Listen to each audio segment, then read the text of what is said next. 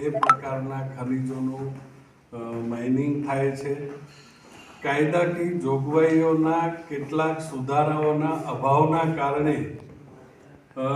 ત્યાં આગળ મોટા પાયે ગેરકાયદેસર રીતે કેટલાક ખનિજોનું ખોદકામ થાય છે। અમે આજે મુખ્યમંત્રીશ્રીને કાયદાકીય જોગવાઈઓના કેટલાક ફેરફાર અથવા કેટલાક ઉમેરાના કારણે આ ઉદ્યોગ છે એને કાયદાકીય સ્વરૂપ આપવામાં આવે તો ઇલીગલ માઇનિંગ કોઈએ કરવું ન પડે। ધારાસભ્ય તરીકે હતો ત્યારે પણ વિધાનસભાના ફ્લોર ઉપરથી રજૂઆત કરેલી કે કેવી રીતે આ ગૌણ ખનિજોને કાયદેસર લીઝ આપી અને એનું ખોદકામ કરી શકાય। એના તમામ Rajasthan mining department, Telangana mining department, એના આધાર પુરાવાઓ, ત્યાં આગળ જે રીતે માઇનિંગ ચાલે છે, માહિતી અધિકારના કાયદાના આધારે એનું વિગતો, કાયદાકીય જોગવાઈવાળી એની ગાઈડલાઈન, રાજ્ય સરકારની ગાઈડલાઈન જે સેક્શન 15A રૂલ નંબર 28, 29 અને 70 આની અંદર સ્પષ્ટપણે જોગવાઈ છે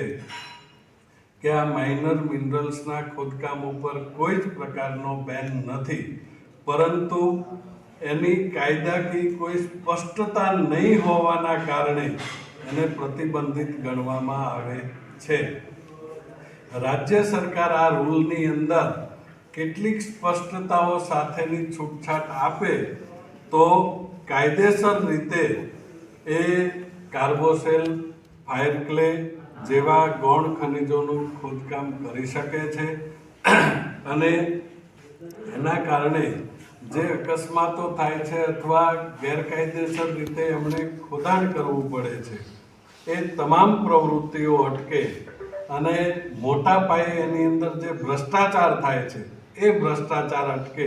અને રાજ્ય સરકારને પણ એની રોયલ્ટીની આવક થાય એ માટેની રજૂઆત આજે મુખ્યમંત્રીશ્રીને અમે લોકો કરી રહ્યા છીએ। જો મુખ્યમંત્રીશ્રી ભ્રષ્ટાચાર ખરેખર અટકાવવા માગતા હોય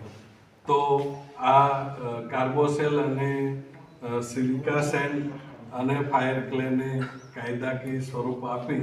અને એમને મંજૂરીઓ આપવી જોઈએ।